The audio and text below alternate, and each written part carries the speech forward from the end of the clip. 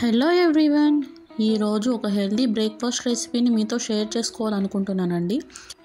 ఆ రెసిపీ వచ్చేసి జొన్నలతో ఇడ్లీ అండి. ఎప్పుడూ చేసుకునే రవ్వ ఇడ్లీలా కాకుండా ఒకసారి ఇలా జొన్నలతో కూడా ఇడ్లీ చేసుకుని చూడండి, మీకు బాగా నచ్చుతుంది.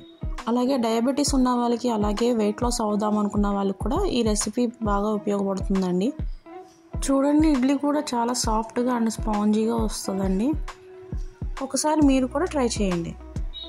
సో జొన్న ఇడ్లీ కోసం నేను ఇక్కడ 2 కప్పుల వరకు జొన్నలను తీసుకుని శుభ్రంగా కడుక్కుని వాటర్ పోసుకుని నానబెట్టుకున్నానండి.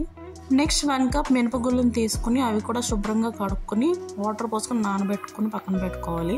తర్వాత ఒక గ్లాస్లోకి 2 స్పూన్ల వరకు మెంతులు వేసుకొని శుభ్రంగా కడుక్కుని నానబెట్టుకోవాలి. జొన్నలో మినపప్పు 5-6 గంటల వరకు నానబెట్టుకోవాలండి.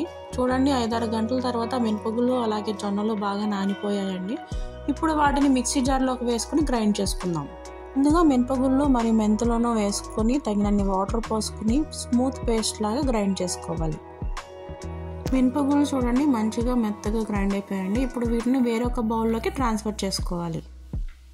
ఇప్పుడు అదే జార్లోకి జొన్నలను వేసుకుని కొంచెం కొంచెంగా వాటర్ యాడ్ చేసుకుంటూ రవ్వలాగా గ్రైండ్ చేసుకోవాలి. ఇది చాలా ఇంపార్టెంట్ అండి. జొన్నలు అనేవి మెత్తగా ఆడకూడదు, కొంచెం రవ్వలాగానే మనం గ్రైండ్ చేసుకోవాలి. అప్పుడే మనకి ఇడ్లీ అనేది సాఫ్ట్ అండ్ స్పాంజీగా వస్తుంది. చూడండి, జొన్నలు అనేవి మనం ఈ విధంగా గ్రైండ్ చేసుకోవాలండి. మనం గ్రైండ్ చేసిన ఈ మిక్స్చర్ని తీసుకెళ్ళి ముందుగా రెడీ చేసిన మినపపిండిలో యాడ్ చేసుకోవాలండి. ఈ రెండు కూడా బాగా కలిసేలాగా కలుపుకోవాలి. ఇడ్లీ పిండిని నైట్ అంతా రూమ్ టెంపరేచర్లో ఉంచి ఫెర్మెంట్ చేసుకోవాలండి. అప్పుడే మనకి ఇడ్లీ అనేది సాఫ్ట్ అండ్ స్పాంజీగా వస్తుంది. అలాగే టేస్ట్ కూడా చాలా కమ్మగా ఉంటుందండి. చూడండి, ఇడ్లీ బ్యాటర్ మంచిగా ఫెర్మెంట్ అయిందండి. ఇప్పుడు ఒకసారి మొత్తాన్ని బాగా కలుపుకుందాము. ఇప్పుడు బ్యాటర్లో సాల్ట్ వేసుకొని బాగా కలుపుకోవాలండి. ఇప్పుడు రెడీ చేసిన మిశ్రమాన్ని ఇడ్లీ రేకుల్లో వేసుకుని ఇడ్లీ పాత్రలో పెట్టి స్టీమ్కి ఒక 20 to 25 మినిట్స్ వరకు ఉడికించుకోవాలి. చూడండి, ఇడ్లీ అనేది మనకు మంచిగా ఉడికిపోయిందండి. ఇప్పుడు దీన్ని మనం సర్వింగ్ ప్లేట్లోకి సర్వ్ చేసుకుందాం. ఒకసారి మీరు కూడా ఈ హెల్దీ రెసిపీని ట్రై చేసి ఎలా ఉందో కామెంట్ బాక్స్లో మాత్రం కామెంట్ చేయడం మర్చిపోకండి.